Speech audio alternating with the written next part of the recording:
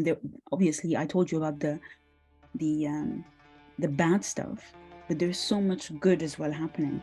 I know of the people who refused to leave and stayed behind, the young, the youthful, the strong, who opted to just, bear the bullets so they can run around neighborhoods providing, life-saving services. I called some friends on the day I was leaving, alarmed because I had heard that they refused to leave. And all my urges to kind of, get them to move would not shake them. Their only response was, I'm sure there's something better we can do here. Mm.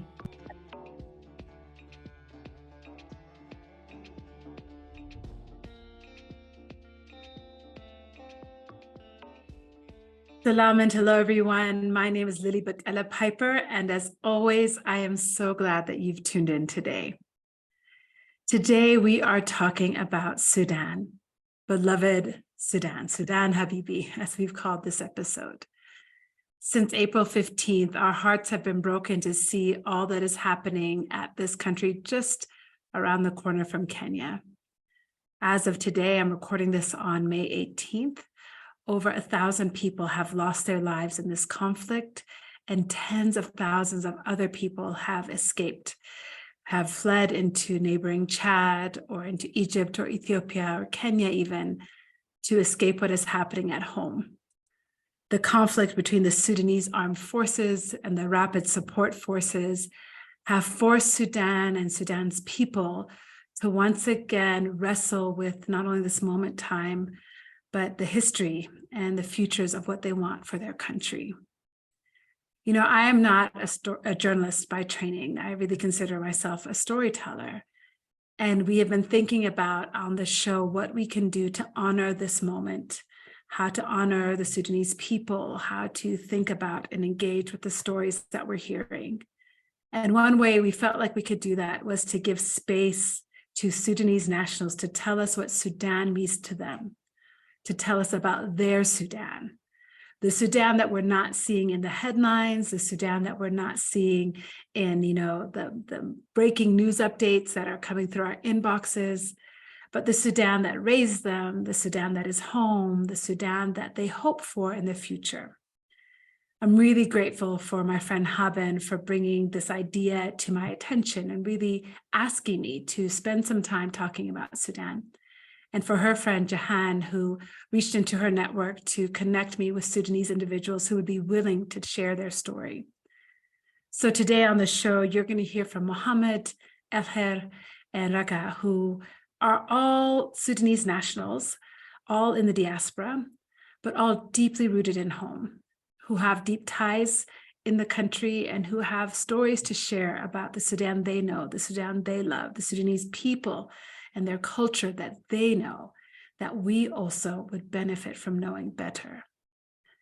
I think one of the things that I wrestle with often is how do we talk about conflict in a way that doesn't reinforce narratives about our Africa, about our home, in a way that Western media has forever? How do I take responsibility for home in a way that is thorough and balanced and fair, but also tender and kind and joyful? Because at Salam and Hello, we really do try and focus on both the justice and the joy in every story that we bring to you. So I feel like through these three individuals, you're going to hear both a cry for justice for the Sudanese people, and also stories of joy, of resilience, and of hope. I think I also want to just acknowledge and take a moment to say that as an Ethiopian, it's not lost on me that I haven't done an episode on Ethiopia and the war at home.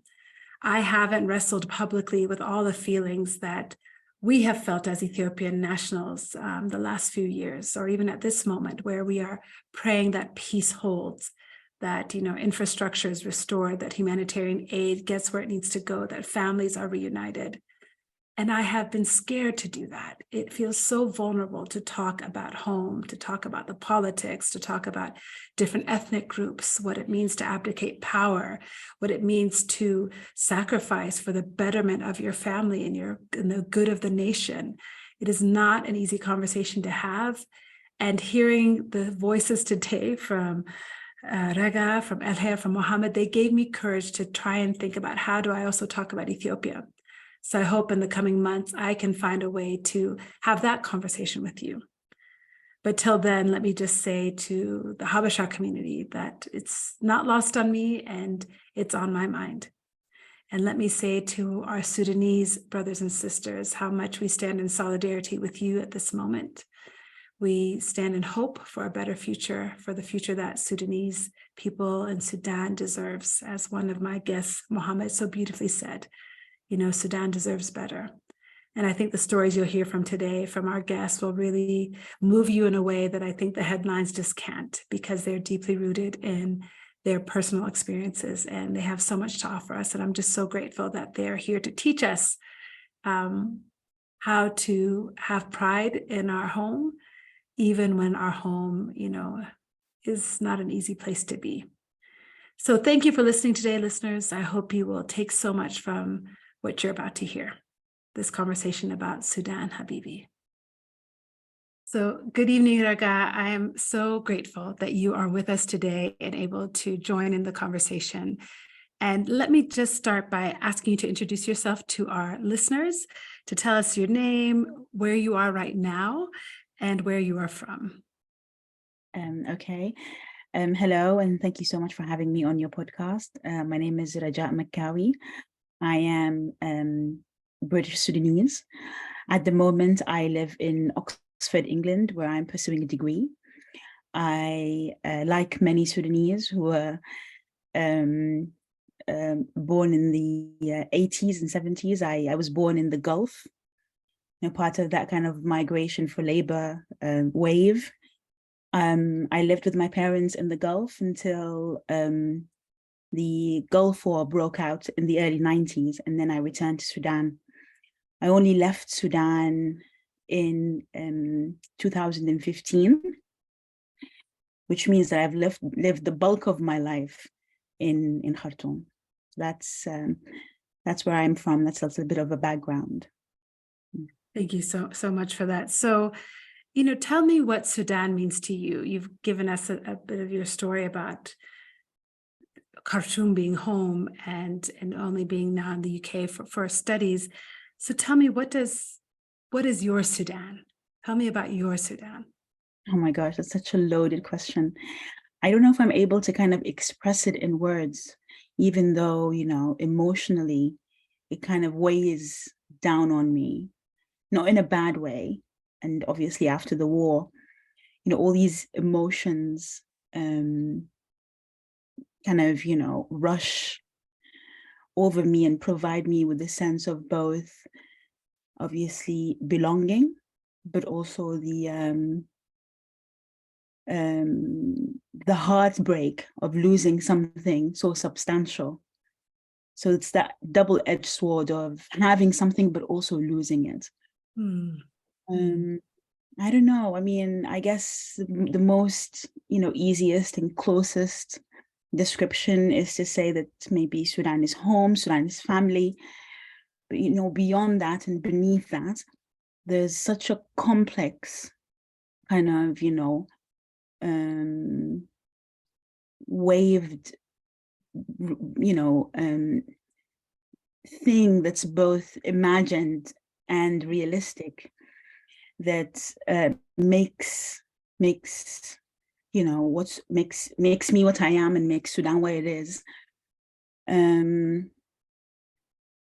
I've lived in England for 10 years and I have thankfully made friends here. I've made friends who are almost family. I've made a life for myself. I've made a career. I have grown into myself. I've become, a strong, independent woman. But it all means nothing if I don't contrast it in relation to everything that I've come from Sudan. And despite all the difficulties of having, to kind of chart this path for myself in England, without that sense of, grounded continuity that I have in the background that's related to Sudan, I always know that I have a place to go to. Then when life becomes a little bit too much, I can just go home and knock the door and, be with my parents and be with my friends. And so this is what Sudan is. Sudan is an extension of my being that is both not just an identity that I have to describe or explain. It's also a hiding space, a comfort zone. So, I mean, yeah, it's difficult to explain what Sudan is to me at this very particular moment, but it feels like a huge loss. And this, kind of nagging urge of return, even so early, 34 days after the war, it consumes me. And I mean, as someone also who works in a sector that, studies conflict and being, a close kind of witness to how these things usually go down, I know in my heart that this is not how it works, that return isn't that easy. That even when return happens, this imagined idea in my head of what Sudan once was, will probably will not continue to be. So, I grapple with all these kind of, conflicting and contesting ideas of what Sudan means to me. And yeah, it's a struggle. But you've put it to words in a way I think that's quite profound, this idea that it can be both a hiding space for you, both roots and wings, both your identity and also the place that you hope to return to. So, we in this moment where this war is raging, I'm struck by the fact that you said 34 days. You're counting the days. Well, we're counting, not just me. So this also extended sense of Sudan we carry, not just in our memories, but also in our conversations. We are an extended network of family and friends and acquaintances. We have all been displaced, and the one urgent common thing between us is talking about Sudan, and this includes, daily reviews and checkups and conversations, right? I mean, when it comes to kind of following up on Sudan, it's not in terms of days, it's in terms of minutes. So what happens between every minute and the other kind of, is kind of defines our new reality, our relationship to Sudan. Between one moment and another, a new person gets displaced. How can we help them? Between one moment or another, someone has a breakdown. How can we aid them? Between one moment or another, like someone's house has been bombed. So it's this, again, I mean, you probably know this when people talk about war, it's this kind of, general sense of destruction. But when you're the one who's, being assaulted or affected by war, it's these, particularities, the devil is in the detail. The destruction is felt at every level because you come to know through experience what it means and what the difference is between death as a result of a stray bullet or death because you were targeted for some reason. Death also becomes, it's not this kind of, blanket term of loss. There's all these kind of particularities, reason, rhyme, place, circumstances. So yes, it's counted, not just the days, but everything, every activity, every, every particularity is counted.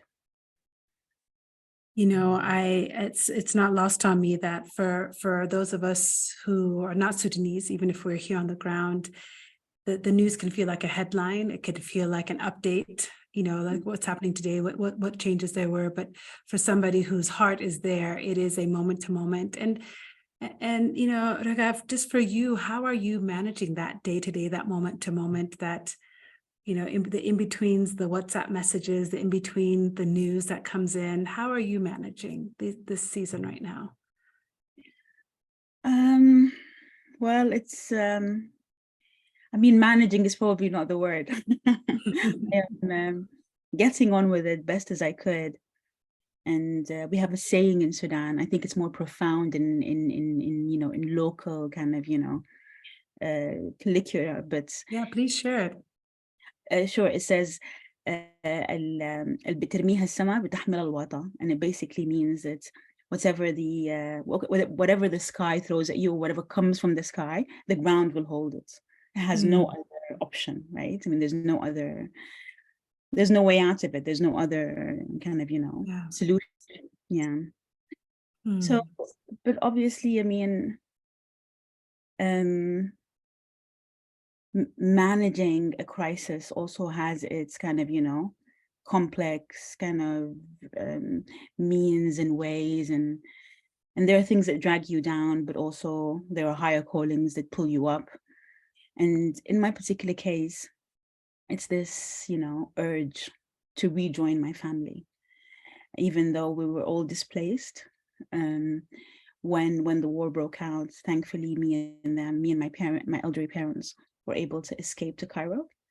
And I managed to stay with them for about a week, but then I had to come back to the UK so I can, continue with this degree, but also with my work. And myself, like with a million other Sudanese, the kind of very kind of social and economic structure has been kind of, uprooted. So now, whilst I was always, dependent on my parents, now they are dependent on me, as I imagine is the case with a lot of families. And so now my separation from them and their separation from Sudan is kind of, defined by the needs to be able to, their need for security and my need to be able to provide for them. So those are new realities, that I have to manage, and they also manage me. They dictate to a large degree in my life. So whilst it kind of makes me feel wretched to be torn from them, at the same time, it gives me a sense of solace to be able to have this opportunity, maybe many others don't have, to be able to provide for them. So it's this kind of, complex situation where you do what you have to do in order to be able to, to push forward. Yeah. So Raga, I know it's very recent and it's very real.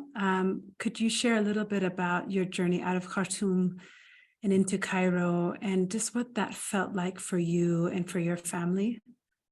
Yeah, I mean, it was a really difficult, arduous trip, mostly because we were all kind of moving in space and time with very little understanding or assurance of what will happen from one moment to the next.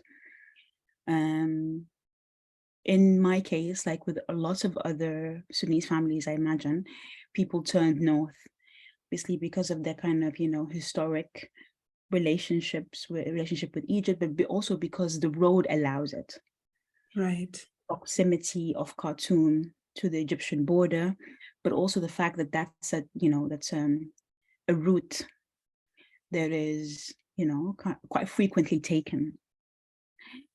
And so, like a lot of Sudanese people, we opted for that option.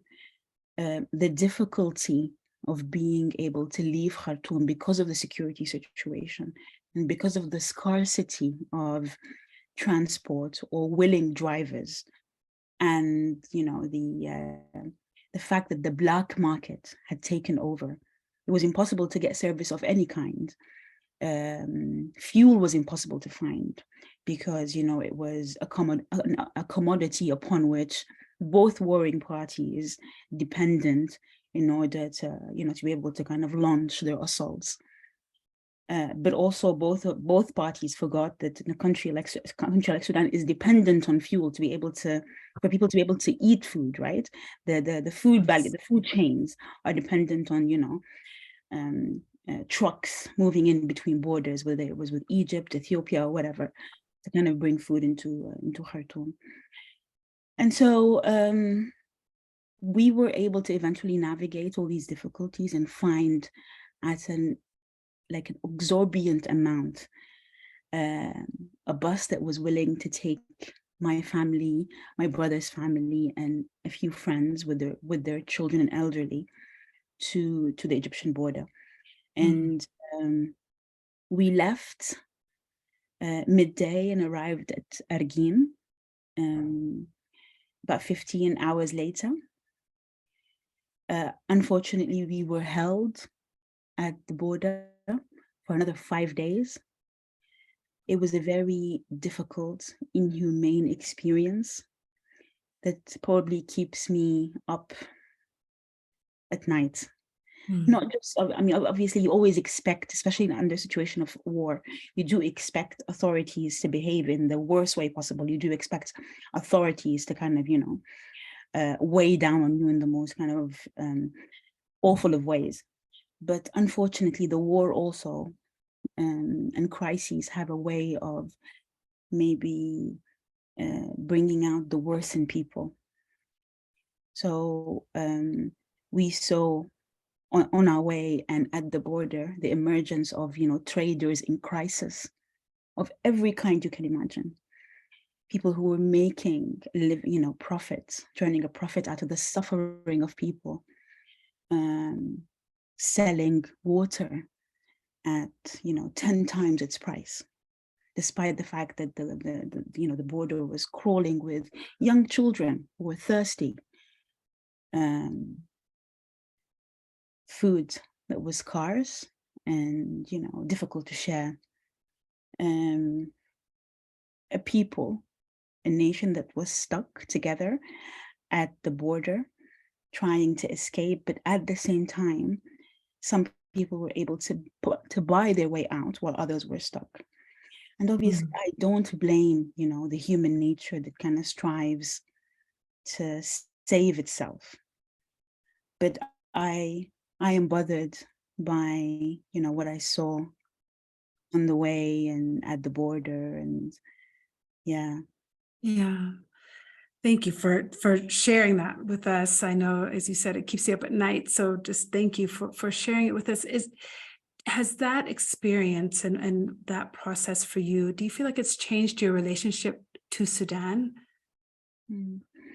Well, I mean, in a sense, probably yes, but not to the worst. I mean, I don't walk around thinking it's any level or any kind of, in any sense, that I am done with Sudan, or that it's just easier for me to kind of leave and cut all ties and start new somewhere else. In fact, I'm just thinking with a lot of people who have witnessed the same about how to address these issues. How can we come back from this as a people, stronger, better? How can we learn from our mistakes? I'm also guided in this by, the news that I hear from back home. I mean, obviously, I told you about the bad stuff, but there's so much good as well happening. I know of the people who refused to leave and stayed behind. The young, the youthful, the strong, who opted to just, bear the bullets so they can run around neighborhoods providing, life-saving services. I called some friends on the day I was leaving, alarmed because I had heard that they refused to leave. And all my urges to kind of, get them to move would not shake them. Their only response was, I'm sure there's something better we can do here. So, I mean, despite everything and because of everything, like so many people, my relationship with Sudan is one of, hate, love. But hate is more the kind of, it's like very kind of deep, connected relationship to a partner or a parent, where you can't, where they drive you insane, but also at the same time you can't sever that relationship. It just all the violence or all the difficulty draws you in more. So yeah. We've heard those stories too, and I think the stories of Sudanese people, like you said, providing the services that the country needs at this time, where everybody else has either departed, everyone has been, all the foreign international organizations have evacuated their staff. It is the Sudanese people who have risen up to care and nurture and just, cradle their country during this moment. And we've heard those stories. So, when you think about the future of Sudan, especially like you said, holding in the truth that there's also this beautiful piece of who the Sudanese people are, what are your hopes for the future of Sudan? Mm-hmm. That we as Sudanese, we will, first of all, we will all have the chance to return. That return, sooner rather than later will be a reality. And that's once we return, we don't all just return to kind of reoccupy the same spaces. We return to kind of dislodge, all these kind of systems of cruelty and injustice, and that we ourselves have contributed to. I see the possibility. I mean, the thing is, again, this is like human trajectory is no joke. It's a deepening process that is only achieved through, blood and tears and at great cost. And this, I mean, when I think of this moment of war, I can think of it in separation from the previous 5 years that got us to this point. The exhilarating moments of, revolution that kind of, try to kind of, shake the very core of the autocratic system that has come to define Sudan since its independence. And that must have not been easy, right?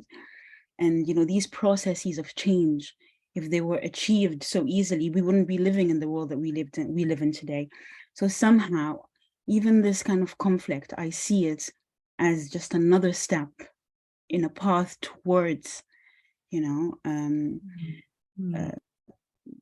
transforming what it is, to be Sudanese, to live as Sudanese, to occupy Sudan. So yeah, I'm hoping it's a good future. Yeah. You're right. You're so right. And what you said, I think is so important for us to remember that freedom is not free. And so it's not fair that the price is often paid by those who have the least, or those on the margins, or those who had no, as they say, dog in this fight. They pay the price, and yet it is a step forward. And that's the truth that we know, and also the evidence that we're seeing on the ground from the stories that we're hearing from people and how they're caring for one another. As we kind of just wrap our conversation, I think I'd love to know for you, what are the stories that you want to be passed down, in 5 or 10 years, when we reflect on this moment and this moment now becomes history? What do you want the retelling of this moment to be? Well, I mean, I want the lies of, the establishment to be exposed. Whether it was, this ideal lie of, civilian to be exposed, as well as military, obviously. And when people talk in terms of war, all focus is on armed actors, but it's not just them. They also have enablers. Sudan has a long history of, a very tight-knit political establishment that has pushed the public into the fringes, have taken away the right to practice politics, to, assert their political rights. And what I want is for all these lies, to be exposed, for all this kind of, fake reverence to men of power or women of power, just because they have power, to end. And I want in their place, in their, instead of, this history that we've been handed down of a handful of, men and women, for the history of the Sudanese people, the real history, the everyday, difficult, mundane details of people just struggling to get through ethically, and in the process building a better Sudan. I want that history to be, the history of Sudan. I want these stories to be passed on, just as like the one that I just told you about, this young man of 29 who refused to leave and said that there's something better for me to do here. I'm sure of people who sit online on the internet 24/7 just to pass on information of needs and, kind of facilitate ways of, procuring these needs for the public. I want the story of everyday, people and their kind of, voice and the way by which they try to survive this, to be the stories and the history of Sudan that's passed on 10 years from now and told. I don't want Sudan's story to be one of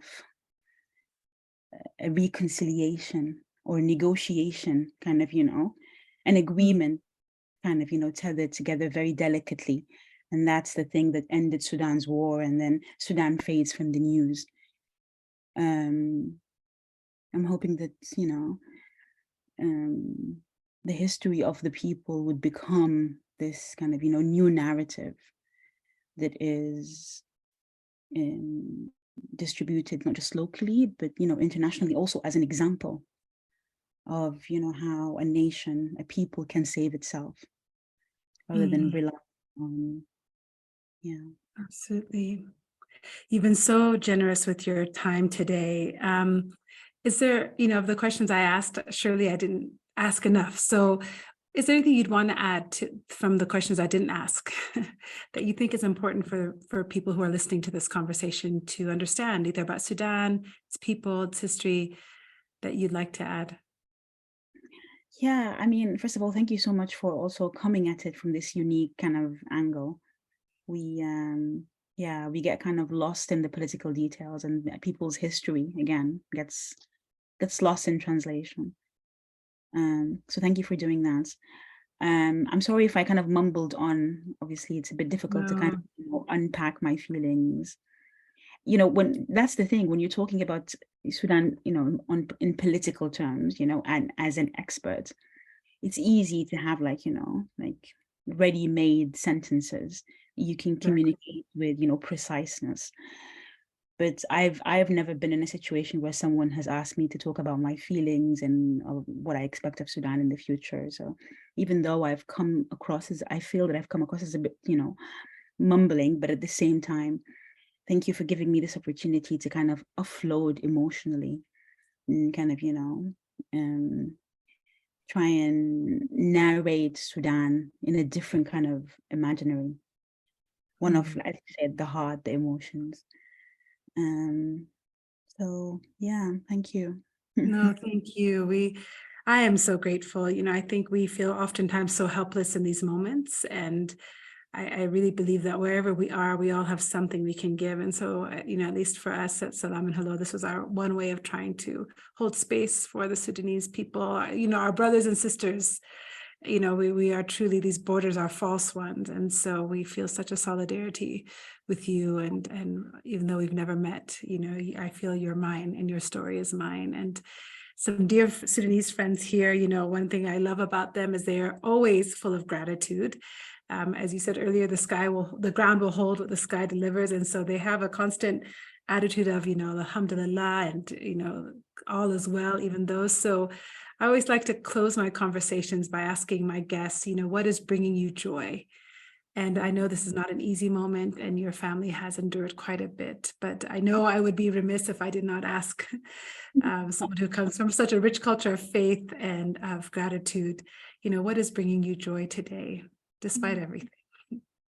Well, I guess maybe the hope, not just that, I'll go back to Sudan, but that I'll be reunited with, family and friends. This the sense of being reunited happens, at every day at so many levels. And it gives you a fleeting moment of joy before, kind of anger and hopelessness somehow kind of washes again over you. Joy is in the kind of, intricate moments of someone sending you like a strong worded, let's say Facebook, post, something that communicates my feeling and a feeling of 100,000 others. Or when when we get news about someone who is lost, like a woman who was looking for her missing husband or her kidnapped husband, and he surfaces unharmed. So there's this collective sense now of kind of, float or sink. And whenever we hear news, good news of any sort, from people who I've never even met, who I wouldn't know from, Adam or Eve if I met them on the streets, their joy is now my joy. So it comes in waves throughout the day, and then it fades also as quickly, obviously, because of the situation. But mostly, the joy of return, the hope of return. Well, may that hope become truth and reality for you soon, and may joy sustain you until that day comes. Salam, Mohamed. I'm so grateful for your time this afternoon. Please, for the sake of our listeners, just tell us, your name, where you are based, and what part of Sudan is home for you. Yes, thank you so much for having me. So my name is Mohamed Osman, and I'm based now in Berlin, Germany. I was born in the Gulf, actually, so I was not even born in Sudan. But, well, Khartoum has been a home in so many ways. But I think very quickly learned through work and travels around that there's so many parts in Sudan I could easily call home. Tell us about some of those parts. Why does many parts of Sudan feel like home for you? I mean, it's really comes to this thing about, what is a home, right? Without, making this a big philosophical question. I think there's the fact about how so many regions are just so different and diverse, maybe being raised in a context where the political context at that time was only allowing a singular monotonic version of what the country is. Maybe that was a time when you start to be rebellious against that narrative and trying to kind of break these walls to understand that diversity and to understand there are other things happening. So I think the differences, it actually would allowed it to be home. And also, the different details, cultures, colors, names, smells.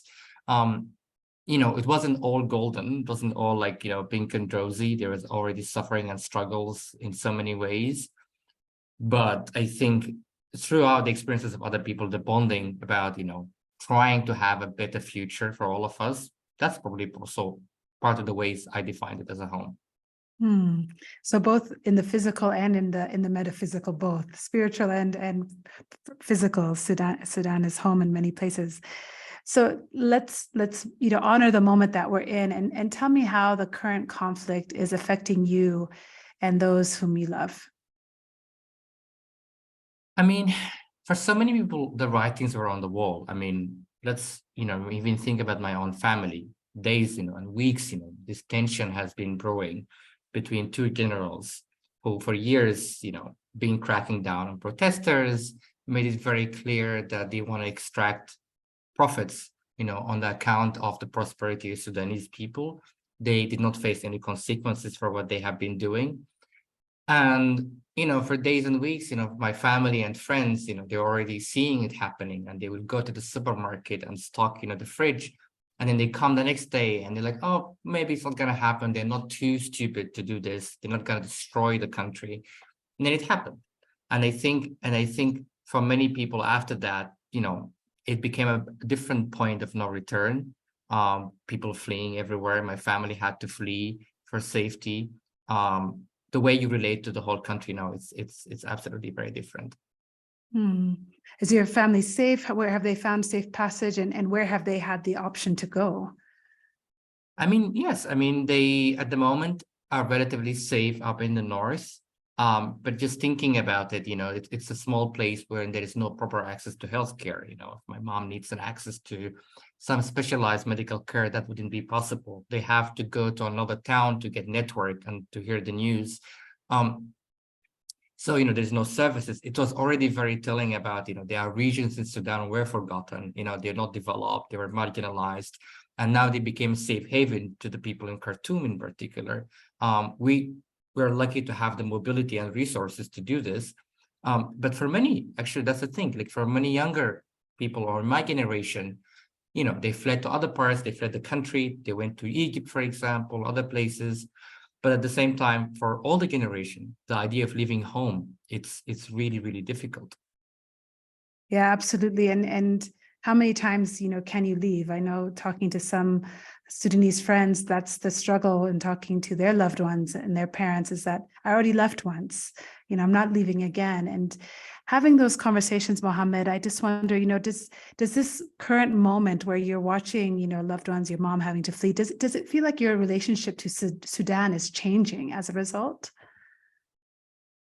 I have to say it has been changing over the last years. And I think even in my current line of work, I mean, I was in Khartoum the last time in October last year, in the same way, every year I come, there's always something happening. There are always hopes, expectations, fears, but now it feels different. I mean, I think a few weeks ago, I was just looking into some pictures on social media and I saw a local market when I used as kids to play around. It's no longer there. When you talk to people, they're either on the run or you can hear gunshots on the background. I mean, that's just a whole, it's a changing experience for people in Khartoum. And as you said, I mean, there are people, especially in places like Darfur, they have been on the move for 2 decades. So it's a very different story as well. And that's changed the idea of a home. And I think that's also something that we can expect. There is generation was, people who were born in the last few years. They've been experiencing constantly different crises, the lack of instability. But between that, I mean, also the question of hope. Hope has been a driving force for these people. It's a bit unfortunate to realize that, voice that was full of hope, diminish over time. You mentioned hope, and I think it's important that we do talk about that because, as we think about where we are now, this has not been the only story for Sudan. It's been too often the story for many of our countries and the communities we love, but it's not the only story. So when you think about Sudan, what are the stories and the hopes that you are holding on to? What are the things that do keep you moving and keep your heart hopeful in this moment? If there's one thing I would say would define a lot of us as Sudanese, and I think, it's also, we never really had the moment to create our own story. But if there is one, it's a story of hope. Hearing stories from my grandmother, for example, in the 80s and the 70s, when they did not have access to a lot of commodities and they would replace these commodities by something else. They would use dates to replace sugar, or they would, replace certain kind of foods with others because that was the only available thing. And then you had a new generation who decided to say like, no, we can't just keep doing that. Let's replace the bad with the good. And that was the moment in 2018, 2019, when this younger generation said, enough, we don't want that. And this was a newly moment of hope. All the generation were always pushed back. It's like, dictators exist, they're gonna die soon, they better go somewhere else. But they said that we can't just keep waiting. We need to start writing our own narrative, our own story. So it's different now because now we're talking about, guns are louder than these civilian voices. And the struggle now, how we still maintain some hope of rewriting the course of history in Sudan. Something you said there was really quite powerful about the hope of the 2019 revolution being built on actually the tenacity and the innovation and the way that previous generations had found a way through that was built on. It's like hope beget hope, or courage beget hope, or something. Courage had a child and that child was hope, and this new generation was like, we want something more. So when you think about, what needs to be, the stories that need to be told and understood more clearly, and the stories that should live on, because we will reflect and we will think about this moment in 5 and 10 years. So I would love to hear from you. What is the story that you want people to hold on to that should be remembered? You said something really powerful, that the bullets sound louder than the voices, but we know that those bullets eventually, they're not eternal like the voices can be. So what is the story that you think must remain after those bullets die down and there's nothing else but our memories? Yeah, I mean, just looking into all these community-led initiatives at the moment, in 2019, you get these resistance committees, protesters, doctors, teachers, lawyers, comes to replace the failure of state in terms of providing services, right? And then after the coup in 2021, it was exactly the same thing.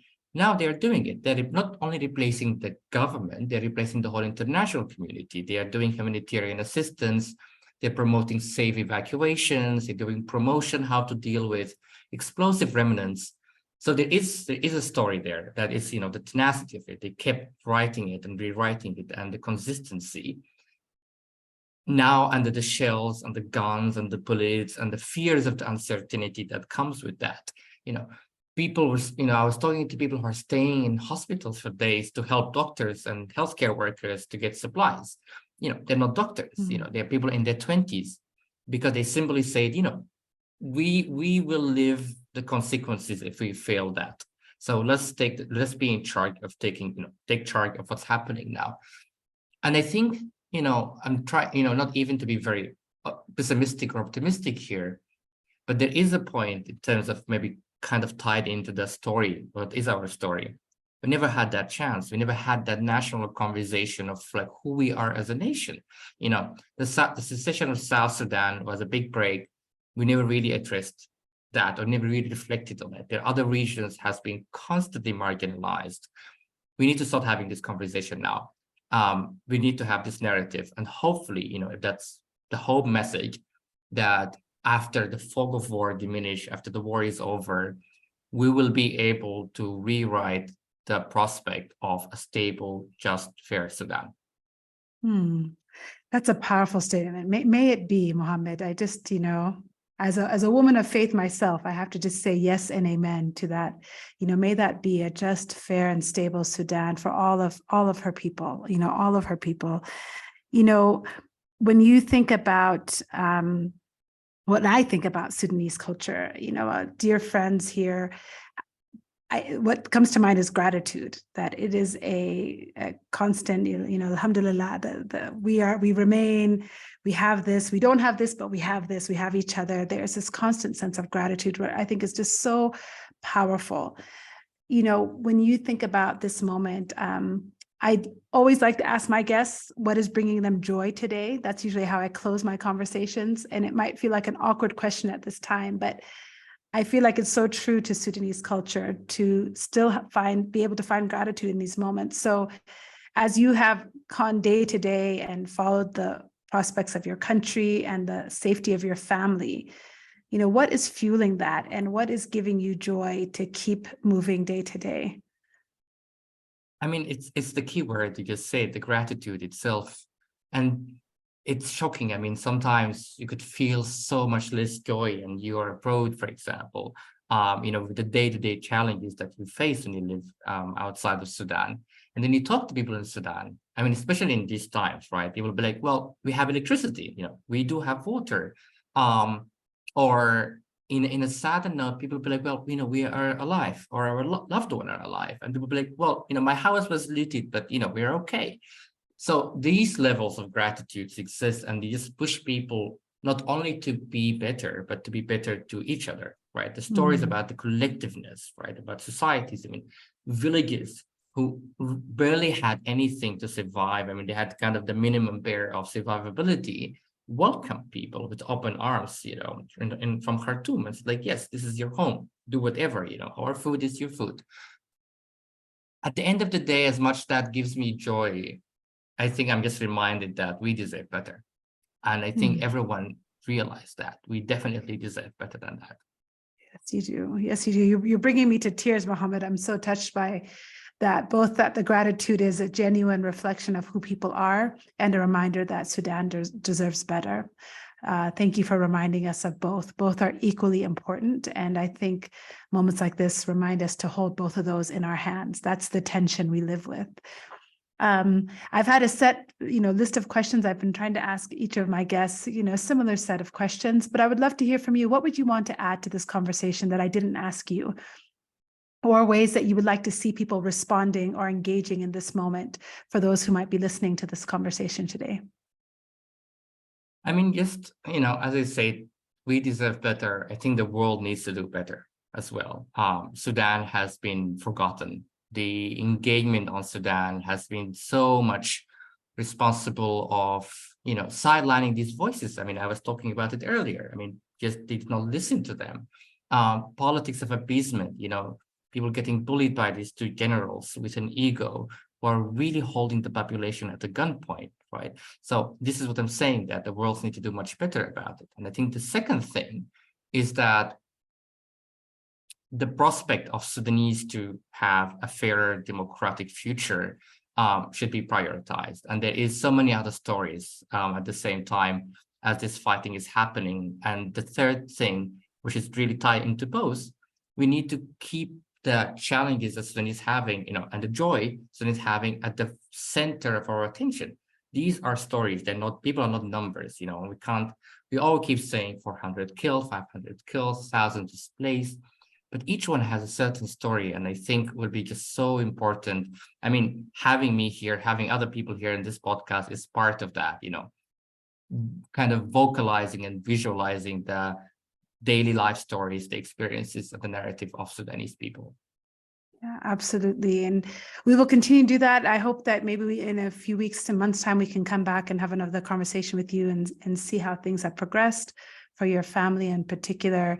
But in the meantime, just know our hearts are with the people of Sudan, with you, with your family. And I'm so grateful for your time today. Thank you. Thank you so much for having me. Yeah, it's been my privilege and my honor. Thank you. Thanks a lot. Salam Elkhair. I'm so privileged and grateful that you would spend some time with us, telling us a bit about your story and the story of those that you care so deeply for. So please introduce yourself. Tell us, where we're talking to you from and where home is for you. Sure. Salam as well, and thank you for having me here.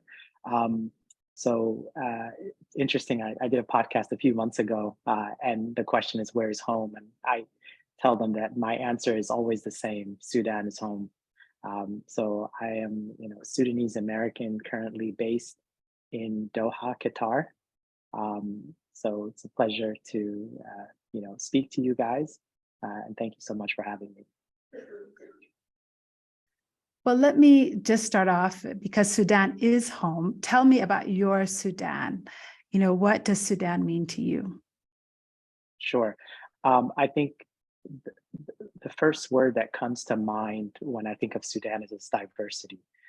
Most people think of Sudan as Khartoum, or Sudan as the city that they're from, but Sudan is so diverse. I mean, before the separation of the two Sudans, it was the world. I mean, it was the Africa's largest country and top 10 largest land masses in the world. Even now, with the two countries, it's still Africa's third largest country by land mass. And it covers so much and has such a diversity in not only its size, but its people, its languages, its customs, its religions, everything. So the first thing that comes to mind is diversity. And I'll add just one more quick point about that. I was fortunate enough to host a friend of mine. Her name is Jessica Nabongo. She goes by the Catch Me If You Can, if people know who she is. She's the first Black woman to have traveled to every single country in the world. So when she came to Sudan, I hosted her there, and with a lot of other friends as well. And I remember taking her, back to the airport, or the last conversation I had with her. And I said, so, what do you think? And she said, you know what? Sudan is probably one of the most diverse countries that I've ever been to. She said, people tell me, oh, it's similar to, Ethiopia or other parts of East Africa. And she's like, it's really not. She was like, I would compare it to Brazil. So her direct comp for Sudan was Brazil, because I just remember taking her around and she would be like, well, where's he from? And I was like, oh, Eastern Sudan guy probably looks like he's from Saudi Arabia. I was like, oh, he's from Sudan. And she'd be like, well, where's she from? And to anybody else, someone would have said, oh, this woman is West African. I'm like, no, she's Sudanese. Oh, well, what about her? Yeah, no, she's Sudanese. What about him? Sudanese. So she was just like, wow. So yeah, diverse is Sudan in a very long-winded way. No, I think the long-windedness is necessary for us to appreciate that rich history and complexity that all of this is couched in. You and I were chatting beforehand that Sudan is not a singular story, and Sudan's identity, its people, its culture, the way each of her children expresses themselves could never be a singular expression. And I think it's important for us to continue to remind ourselves of that.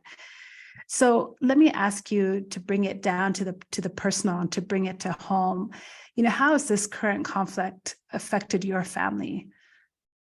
Yeah, it's a good question. So we get asked this question a lot, and rightfully so.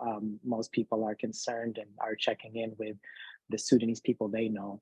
So in my case, a lot of my friends and family are, in the US. So my immediate family is in the US, but as you know, with Africans, we don't just consider our immediate family our family. It's our extended family. And then our extended family, by definition, is also much larger than just first or second cousins.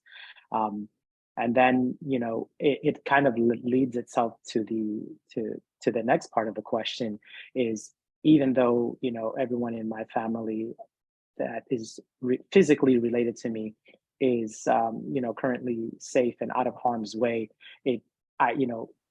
I and many other Sudanese consider the whole country our family. So to answer your question, there's a lot of people who are still not safe. There's a lot of people who are suffering. There's people who have died, and there's people who are displaced. So that's just the reality of the entirety of our families. We were talking, and when I first met you through our dear friend Habibi, who introduced us, one of the things that struck me about what you said was that, again, pointing to the diversity of Sudan, that it's a huge country, a huge landmass. Your family, I think you told me, was south of Khartoum or from Kosti. So tell me about, what a moment like this feels like for families outside of Khartoum, and what you're hearing from those stories outside of where most of the reporting is coming out of. Because, unfortunately, our reporting is often limited to these mainstream channels that we can get access to. But we know, again, there's so much more happening and so much of a ripple effect that we need to appreciate better. Yeah, that's a good question. You're right. So my family is from Kosti, which is about 4 to 5 hours south of Khartoum. Used to be kind of the gateway between North and South Sudan. So it was more central, but now it's basically the southern part of Sudan. So what's happening in not only Kosti, but in other cities like Medini and other parts of northern Sudan and eastern Sudan, is that if you're kind of outside of where the main fighting is happening, that's where people have been seeking refuge. So a lot of families that have been living in Khartoum and don't have the means to leave the country, i.e. they don't have a secondary passport or residence in another country, or just have the financial means to get to an Egyptian border and pay these insurmountable amount of funds to obtain visas, and then pay for yourself to stay in a different country in a non-refugee status. They have been going to other parts of the country. And there's a lot of videos that have come out, and it's really kind of shown the generosity of the Sudanese people who are lining up in the streets and handing out food and water and hibiscus drinks to travelers who are leaving, and in other cases hosting them because they are in the outskirts of the city, but they are still Sudanese and still connected as one big family. that leads me to what I wanted to know, and what I wanted to make sure that our show did was talk about the ways that communities are helping one another. We do not get to hear enough about this web and this net around these extended families, including strangers oftentimes. And you mentioned the ways that communities are already supporting one another. What is that teaching you about Sudan, just this moment in time and what you're observing? I know you're not there on the ground, but with those deep roots and those connections, what is this current conflict, and what are the communities and what you're seeing happening in order to mitigate this conflict? What is that teaching you about Sudan? So it's teaching me some things I already knew, which is like, and this is something I get from people all over the world who happen to know Sudanese people or know about Sudan, is they always talk about the kindness, the generosity. This guy will give you the shirt off of his back, or this woman will give you, a meal to make you feel at home right away. So you see that, in moments of crisis and conflict, when it's not an act anymore. It's something that's innate. It's something that is just part of the culture. So you are seeing some of the goodness that's coming out of this, that is just inherently Sudanese, and helping each other. That's, within the country. Outside of the country, most of my kind of network, you see them mobilizing online, right? And it's probably the second time the world has kind of witnessed this. The first time in 2019 with the initial overthrow of the Omar al-Bashir, everyone going through on social media and just, garnering a lot of attention and support. That's grassroots, and that's to be studied for any other movement happening around the world. So I'm very proud of that. And now what you see is another mobilizing effort, but it's really people helping their friends and family who are stuck. And there's, you see posts all the time with, hey, my grandmother is home alone. Can someone go check on her? And this is widely being dispersed throughout all social media. And there's calls to actions, and people are actually coming through. So it's happening within Sudan, it's happening outside of Sudan. And you see a lot of Sudanese people doing the work that most NGOs, frankly, should be doing. But it's got to be done. So the Sudanese people are doing it themselves. That's such an important part of the story that we need to know and understand, because I think all of us who are on the continent want to see a day that development money, all of that is a thing of the past, and that we rise and fall by our own hands. At least that's my hope, that Africa comes to that day, and that we own and drive our own destiny. And knowing that that is entirely possible, hearing stories like that makes me sure that that's entirely possible. So when I hear those stories, it just makes me think about, there will become a time, 5 years from now, 10 years from now, where stories of this period will be told, and people will reflect on what happened. And of course, there will be a time to rebuild. But I'm also curious, when you think about the lessons and the stories of Sudan that you want to see passed on, carried on, you want to see them immortalized and canonized and make sure that they are told. What are the stories that you want to make sure that people know about Sudan? I think that Sudanese people are very resilient people. Part of the reason why we are where we are right now is because the people would not accept just the status quo, being ruled by military leadership. That was the case of the overthrow of the Bashir regime in 2019, and the period during the transitional government, the promises that were broken, the amounts of protests that happened throughout the years, and even to where we are now, right? It's the will of the people, the resiliency of the people, specifically the youth. Sudan, like most African countries right now, is overwhelmingly young and under 30. So the youth, who are the future, and they are going to be the ones who kind of pick up the pieces and run with it, are so resilient and so steadfast in their wants, and they will not take no for an answer. So they will continue to fight, even to what you see now, until they get the proper civilian-led government that is representative of them and their hopes and dreams. And I think that is the real kind of big takeaway with all of this. Mm. So I have dear friends who are Sudanese, and one of the things that they've taught me is that, Sudanese culture is also a culture of gratitude, that there's this, yes, the sky is falling, but, thanks be to God, we have the grass, the grass remains, and we stand here together. And so I do want to close this conversation both with a deep gratitude and appreciation for you taking the time out of a time which I know is emotionally taxing and spiritually taxing for anyone who cares about that place, much less it being home. But also to ask you what I ask every guest, which is, what is bringing you joy today? I think that is just a reflection of both my appreciation for you, but also knowing that that is a part of Sudanese culture, to be able to express gratitude even in times of difficulty. So I would love to hear that, even in this moment, what is bringing you joy today? Yeah, no, I think, whether it's, faith or family or just culture, the Sudanese people, all of them, the diaspora and within, are very kind of rooted in gratitude. I've seen some videos right now of a few institutions that just got powered back on, and they're already saying, Alhamdulillah, thank you. And the glass is always half full, even if it's a quarter full. If it's a tenth full, they're focused on the fact that there's water on there.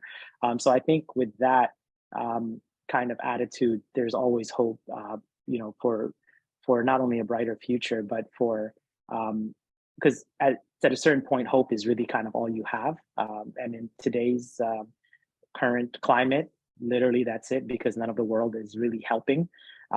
So to know that people have the right mindset, similar to a cancer patient who they're telling you the odds are against you, but the right attitude can take you very far in your treatment journey. That's really kind of how it is for the Sudanese people. The right mindset and attitude and faith and belief is in place. And even though the odds may look like they're stacked against Sudan, Sudan will definitely prosper and win their journey back to healing properly. Thank you for so much for that, Elkhair. I think it's just you've brought us so much insight, I think, that helps us sit in this moment with a bit of more hope, which is what we need. We're not there. We're not on the ground. We're not able to do as much as we'd like. We will share in the show notes today ways that people can support and connect to the Sudanese community and support.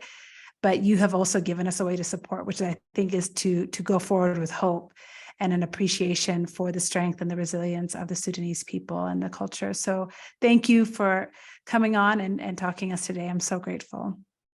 Yeah, no, thank you for having me. And I just want to add the hope is definitely what's there, but, a lot of help, whether, international, regional, and domestic is going to be needed to rebuild Sudan to hopefully even better than it was when all these recent events kicked off.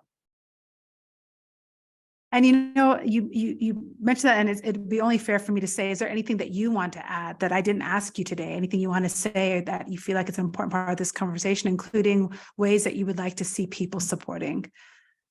Yeah, I would just like to say that, as we're all part of the same 24 hours news cycle, right? So as Sudan kind of coverage dissipates away from the main headlines, I'm here, like I said, in Qatar, where it's covered in Al Jazeera all the time.